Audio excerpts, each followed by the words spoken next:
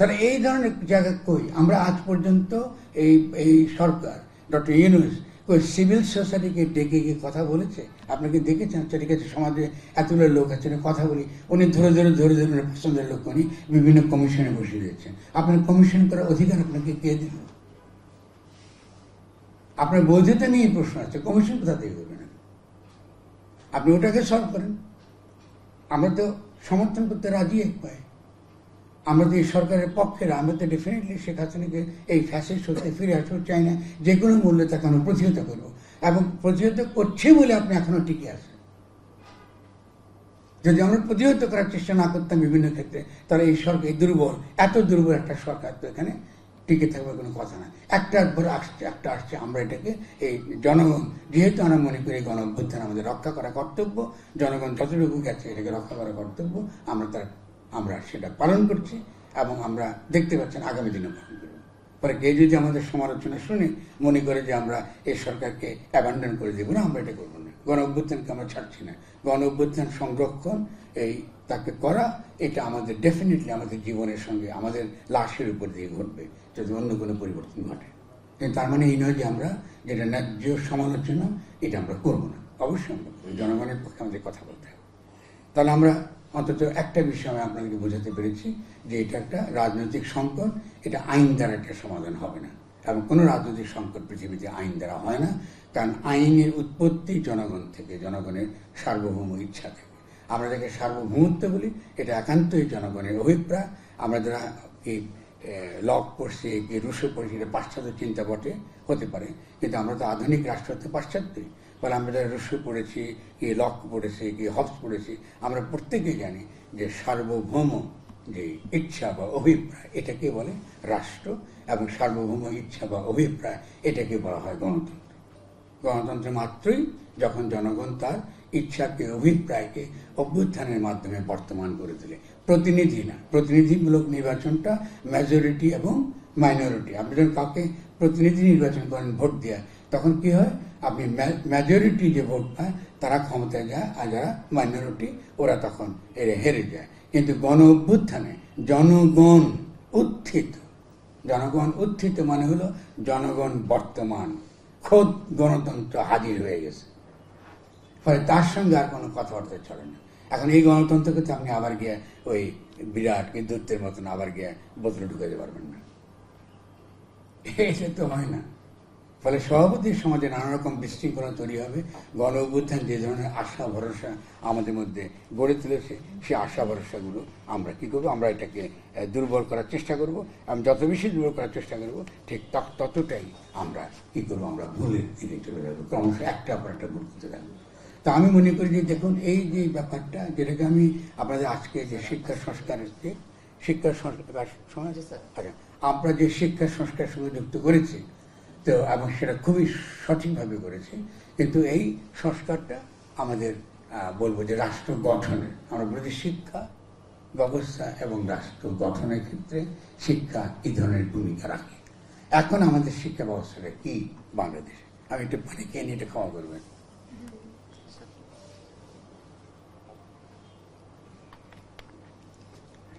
আমরা বাস করছি যেটাকে আমরা বলি যে নিউ লিবারাল গ্লোবাল অর্ডার, একটা বাজার ব্যবস্থা, অবাধ বাজার ব্যবস্থা। এই অবাধ বাজার ব্যবস্থার মধ্যে আমাদের প্রাইভেট বিশ্ববিদ্যালয়গুলো হাজির হয়েছে। ফলে প্রাইভেট বিশ্ববিদ্যালয়গুলোকে অবাধ বাজার ব্যবস্থা বা ক্যাপিটালিস্ট গ্লোবালাইজেশনের বাইরে চিন্তা করলে শুরুতে আমরা ভুল করবো। একটা হলো শিক্ষা সংক্রান্ত, একটা হলো শিক্ষা সংক্রান্ত আলোচনা, যেটা আমি শুরুতে একটুখানি আপনাদেরকে ইঙ্গিত দিলাম, তার সঙ্গে রাষ্ট্রের সম্পর্ক, এবং কি কেন শিক্ষা আমাদেরকে বিভিন্ন রকম রাজনৈতিক বর্গকে স্বচ্ছ করে, এবং দ্বিতীয়ত কি করে এডুকেশন সিস্টেম এটা একটা ইডিওলজিক্যাল স্টেট অ্যাপারেটাস বা ক্ষমতা তৈরির একটা কারখানা, এটা আপনাদেরকে বলেছি। এখন আমরা আলোচনা করব যে আধুনিক প্রাইভেট শিক্ষা ব্যবস্থা আদতে এটা একটা পুঁজিতান্ত্রিক ব্যবস্থা। এটা কি খারাপ? এখন এর ভালো দিক আছে, এর মন্দ দিক আছে। ভালো দিকটা হচ্ছে এই যে আমি টেকনোলজি ট্রান্সফার চাই, উচ্চশিক্ষা চাই, যেখানে আমাদের পক্ষে প্রাইভেট পাবলিক বিশ্ববিদ্যালয় করা সম্ভব না, ফলে বা করতে পারছি না, সে অর্থনৈতিক সুযোগ সুবিধা নাই, ফলে অনেক দ্রুত গতিতে আমরা যে টেকনোলজি ট্রান্সফার চাই, উচ্চ শিক্ষাটা আমরা আরো ব্যক্ত করতে চাই, বিস্তৃত করতে চাই, তখন আমরা কি করতে পারি, আমরা স্বভাবতই এই প্রাইভেট বিশ্ববিদ্যালয়টা সেক্ষেত্রে আমাদের জন্য অত্যন্ত জরুরি। তো আমি এটা আসলে খুব গুরুত্বপূর্ণ ইস্যু। আমি এটা নিয়ে আমাদের আরো প্রচুর আলোচনা হওয়া উচিত যে নিউ লিবারেল গ্লোবাল অর্ডারে আমাদের প্রাইভেট বিশ্ববিদ্যালয় আদৌ কোনো ইতিবাচক ভূমিকা রাখছে কিনা, এবং তার সঙ্গে আমাদের পাবলিক মানে যেমন ঢাকা বিশ্ববিদ্যালয় কি ব্রাক বিশ্ববিদ্যালয়, দুটা যদি আমরা পার্থক্য করি, তাহলে আমরা দেখব যে আসলে যেটা হয়েছে যে ধনীদের জন্য, ধনী সন্তানদের জন্য, তার মানে আমি প্রাইভেট বিশ্ববিদ্যালয়ের ছেলেদেরকে তরুণদেরকে আমি ছোট করছি না, প্রাইভেট বিশ্ববিদ্যালয়ের ধনী সন্তানেরা যেতে পারে, কারণ তার জন্য যে অর্থটুকু দরকার সে অর্থটুকু প্রাইভেট বিশ্ববিদ্যালয় পায়। পাবলিক বিশ্ববিদ্যালয় এখনো পর্যন্ত যে গরিবদের তুলনামূলকভাবে নিম্নবিত্ত পরিবার থেকে যারা আসে এখানে তারা অংশগ্রহণ করতে পারে। তার ফলে একটা কিন্তু একটা অর্থনৈতিক বৈষম্য এই দুটো বিশ্ববিদ্যালয় ঘটে যদি আমরা ইকোনমিক্যালি আমরা চিন্তা করি। রাজনৈতিক ভাবে যদি আমরা চিন্তা করি, পলিটিক্যালি, আমরা দেখবো যে গণ অভ্যুত্থানের সময় আমার ধারণা, আপনারা হয়তো আমার সঙ্গে একমত হবেন, যে অভ্যুত্থানের যে নির্ধারক যে মুহূর্তটা, এই নির্ধারক কতগুলো মুহূর্ত ছিল, তাতে গণ অভ্যুত্থান একটা বড় চরিত্র পরিগ্রহণ করেছে। তার মধ্যে প্রাইভেট বিশ্ববিদ্যালয়ের তরুণদের যে আত্মত্যাগ, তাদের যে লড়াই, এটা অত্যন্ত গুরুত্বপূর্ণ একটা ভূমিকা পালন করেছে, যেটা আমরা যথেষ্ট পরিমাণ স্বীকার করি নাই। আমাদের যেসব সাহিত্য আমি দেখেছি বাংলাদেশের পরিস্থিতি নিয়ে, এটা যথেষ্ট আমরা স্বীকার করিনি। তো সেটা আমি মনে করি যে সেটা আমাদের স্বীকার করা দরকার। কিন্তু ব্রাক বিশ্ববিদ্যালয়ে যেসব কারিকুলাম পড়ানো হয়, যেসব বিষয় পড়ানো হয়, এটার উপর নজরদারি, এটা আমাদের ইউনিভার্সিটি গ্র্যান্ট কমিশন বলি বা যে কোনো আমাদের শিক্ষা কমিশন বলি, অবশ্যই তাদেরকে সেই নজরদারির অধীনে আনতে হবে। জনগণের যে অভিপ্রায়, তার যে স্বার্থ, যে সমষ্টিক স্বার্থ, সেই স্বার্থের অধীনে আপনাকে এই বিশ্ববিদ্যালয়গুলো কি পড়ায় বা কি পড়াচ্ছে না, এটা আমাদেরকে খুব পরিষ্কার থাকতে হবে। এবং আশা করব প্রাইভেট বিশ্ববিদ্যালয়ে যারা তরুণ, তারা যদি তাদের কি পড়বেন কি পড়বেন না এটা ঠিক করতে হলে অবশ্যই তাদের খেয়াল করতে হবে যে তারা তৃতীয় বিশ্বের তারা তরুণ, এবং এই তৃতীয় বিশ্বে তারা যদি একটা গুরুত্বপূর্ণ ভূমিকা রাখতে চান, তাহলে অবশ্যই তাদের যে এখনকার যে কারিকুলাম, আমি ব্রাকেটটা ভালো জানি, এটা নর্থ সাউথে জানি, MBA পাশ করায় বড় বড় কর্পোরেশনে সস্তায় শ্রম সাপ্লাই করা, এটা রাষ্ট্রের কাজ। আমি খারাপভাবে বললাম, এটা কিন্তু রাষ্ট্রের কাজ না। ফলে যদি টেকনোলজি ট্রান্সফার করতে না পারেন, যদি জ্ঞানের রাজ্যে সামনের ফ্রন্ট লাইনে আপনারা থাকতে না পারেন, তাহলে কিন্তু এই বিশ্ববিদ্যালয়গুলোর কোনো যৌক্তিকতা নেই টিকে রাখা। আপনি যদি আজকে রাষ্ট্র চিন্তার দিক থেকে তাকান, ব্রাকের কোনো অবদান নাই, নর্থ সাউথের আমি কোনো অবদান দেখি না। কনস্টিটিউশন দিবে হার্ডলি এনি, যদি আমি ভুল করি আমাকে বলেন। তাদের এই বিশ্ববিদ্যালয় এমন কোনো আছে কি রুবায়ত, আমি জানি না, বলবেন আপনি, আমাকে ভালোভাবে বলবেন। আমি হয়তো যতটুকু তন্ন করে খুঁজি, আমি দেখি না যে বাংলাদেশের ইতিহাস নিয়ে, বাংলাদেশের সংকট নিয়ে, বাংলাদেশের রিয়েল প্রবলেম নিয়ে কোনো আলোচনা এই বিশ্ববিদ্যালয় থেকে হয়েছে। কোনো ইকোনমিক ইস্যুতে আমরা কি এক্সপোর্ট ওরিয়েন্টেড ইন্ডাস্ট্রিয়ালাইজেশন ফলো করব? আমরা কি নিউ লিবারেল ইকোনমিক অর্ডারের মধ্যে থাকবো? বেরিয়ে আসবার পথ কি, আমরা কি করে বের হয়ে আসবো? তো এইটা যদি করতে না পারেন রাষ্ট্রের জন্য, আমরা কেন প্রাইভেট বিশ্ববিদ্যালয় খালি কিছু লোককে মুনাফা কামার জন্য রাখবো? কি যুক্তি আমাদের? জনগণ কেন রাখবে? আমরা কেন এই বৈষম্য তৈরি করবো? আপনারা যদি প্রাইভেট বিশ্ববিদ্যালয় রাখতে চান, তাহলে পরিষ্কারভাবে আমাদেরকে কারিকুলাম নিয়ে কথা বলতেই হবে, এবং সেই কারিকুলাম অবশ্যই আমাদেরকে নতুন রাষ্ট্র গঠনের ক্ষেত্রে অবদান রাখতে হবে। তরুণরা তৈরি হবে যারা এই যে এখনকার যে সংকট, যে রাজনীতি বনাম আইনের যে দ্বন্দ্ব, এই ব্যাপারগুলো আলোচনা করা, এগুলো ক্রিয়েটিভলি আলোচনা করা, জনগণের মধ্যে আলোচনা করা, জনগণকে শিক্ষিত করা, এটা আপনাদের দিক থেকে আমরা প্রত্যাশা করি। এখন আমি শেষকালে একটা বলবো, রিপন ভাইয়ের একটা প্রশ্নের ব্যাপারটা, আমি একটু ওল্ড গার্ড না, এখন ওল্ড গার্ড না, দুটো গার্ড না, আমি একটু এক্ষেত্রে মার্ক্সের অনুসারে।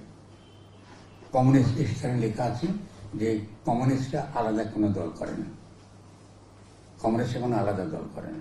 তাদের কাজ হতো সমাজের যে সকল আন্দোলনগুলো ঘটে, বিভিন্ন রকম আন্দোলনগুলো ঘটে, তাকে অভিমুখটা দেয়, কোন দিকে গেলে এই আন্দোলনটা সফল হবে, তাহলে সেদিকে অভিমুখটা দেওয়াই হলো তাদের কাজ।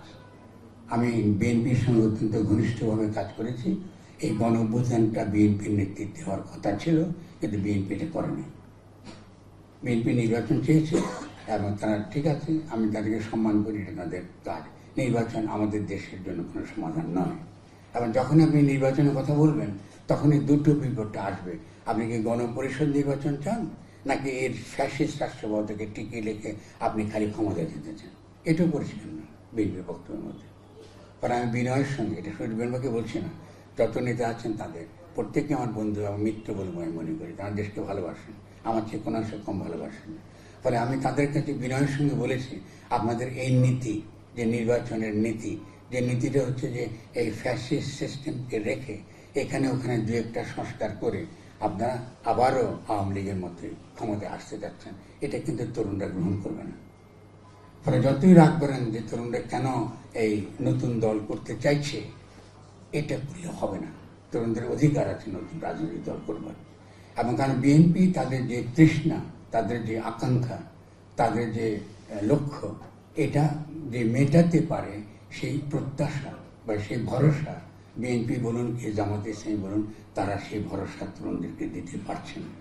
আমার এই কথা যদি সত্যি হয়, তাহলে আগামী দিনে অবশ্যই দেখবেন যে তরুণদের কোনো না কোনো রাজনৈতিক দল গড়ে উঠবে সমাজের দ্বন্দ্বের কারণে, বিদ্যমান দ্বন্দ্বের কারণে।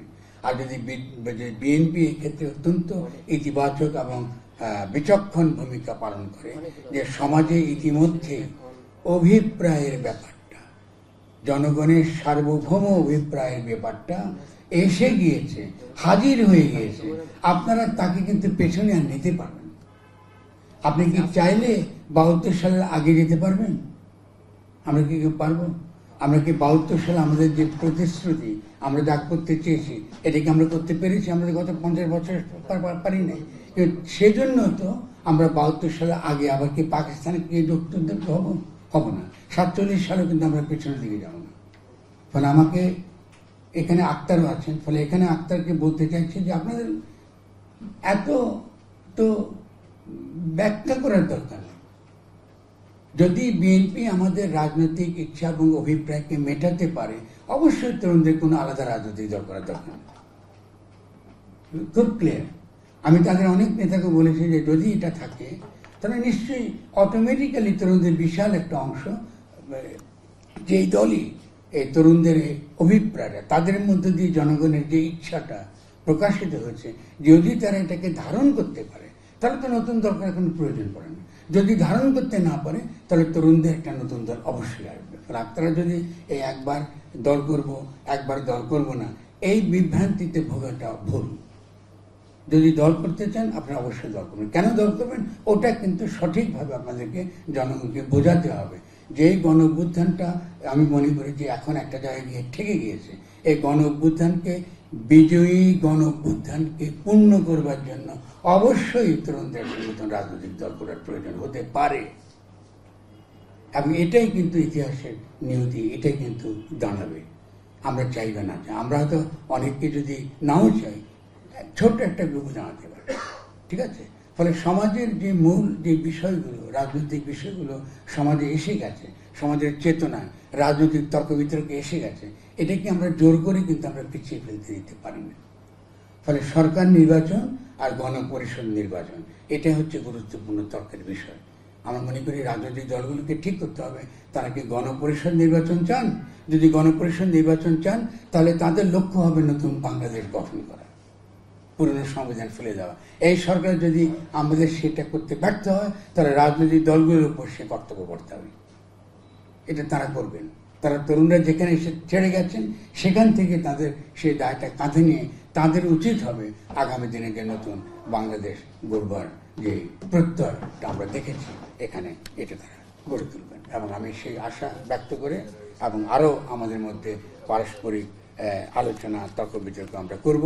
এটা আমাদের দেশ, আমাদের প্রত্যেকটা রাজনৈতিক কর্মী এবং রাজনৈতিক দলকে প্রতি আমাদের শ্রদ্ধা থাকতে হবে, তাদের অবদানের প্রতি আমাদের অবশ্যই আমাদের স্বীকার করতে হবে। আমি সকলকে এই কথা বলে শেষ করছি। রুবায়েত অনেক সুন্দর সুন্দর কথা বলেছে, সব কথা বিশ্বাস করবেন না, কিন্তু রুবায়েত আমার অত্যন্ত বন্ধু মানুষ বলে। অনেক ধন্যবাদ।